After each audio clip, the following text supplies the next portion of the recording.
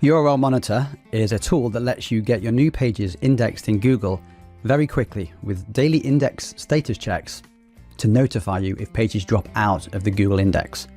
The more high quality pages you have indexed, the more impressions and traffic you can get. So once you sign up with your Google account, the list of all the sites will be pulled into the dashboard from Google Search Console. Let's start by enabling diamond size chart. So as you can see, once that's enabled, a few other options appear. We're going to ignore grant access and auto index for now and just head to details. When you first activate a site, we fetch the sitemaps and pages from Google Search Console, and you'll see the table update here as we get them. If you don't have a sitemap, you can manually add pages by clicking the Add Pages button at the top. Once that's done and we have the pages, we now need to check the index status, which as you can see is happening now. The maximum that we can check in 24 hours is 2,000 pages, and this site has a lot more than that, 11,000 not checked. In a future video, I'll show you how you can get around that limit, but for now, it's okay. This can take a few minutes to process, so we'll wait for that, and then I'll come back and show you what happens next. For large sites like this one, we can't check all of the pages in one day. So what we do is fetch analytics data from Search Console to see which of the unchecked pages have had impressions in the last 30 days. If they've had impressions, then we can assume that they're likely indexed and are being seen in Google results. So these are shown in the table with this green check mark here. And if you hover over, it will tell you how many impressions this page has had in the last 30 days, which is 4 impressions. So even though we haven't checked it, we can assume this is indexed. And you'll see in the stats over here, we can include the number of index pages that are likely indexed. Eventually, these pages will also be checked so that we can confirm that yes, they are indexed, or no, they're not. Once the jobs have all completed, you can now filter these results to find pages that you're interested in. For example, not indexed pages. We also bring in some health checks to give you information on pages that might not be able to get indexed so that you can fix them. It will tell you what sitemap this page is in, the last time we checked it, the last time it was crawled by Google, and if we have information about the Google and user selected canonical, that will be there.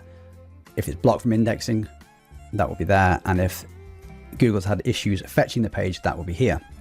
For these pages, we don't have any information from Google right now, but you can filter those here.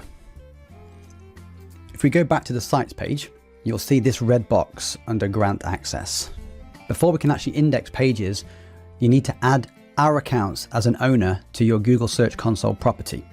So if I click it, each of these accounts allows you to submit up to 200 URLs a day for indexing. Just click the button to copy the email address, then click this link here, and it will take you straight to your Google Search Console property to add it.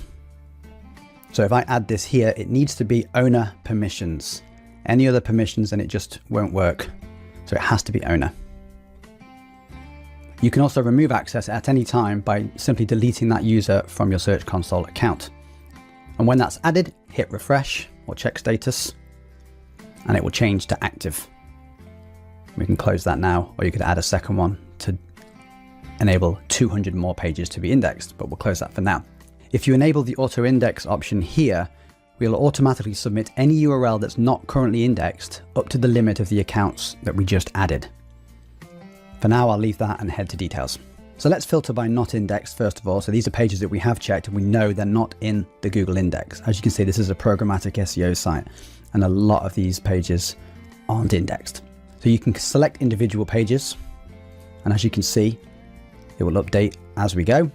You can also select the entire page of results, which will be 25, or you can select the maximum of 200. So if you click that, we can now click here to submit 200 pages for indexing. When we do that, off they go. Now we can change the filter to submitted, and we'll see these pages here, and it will tell us when they were submitted. And there's obviously a date here as well. So it's sending them over now to be indexed.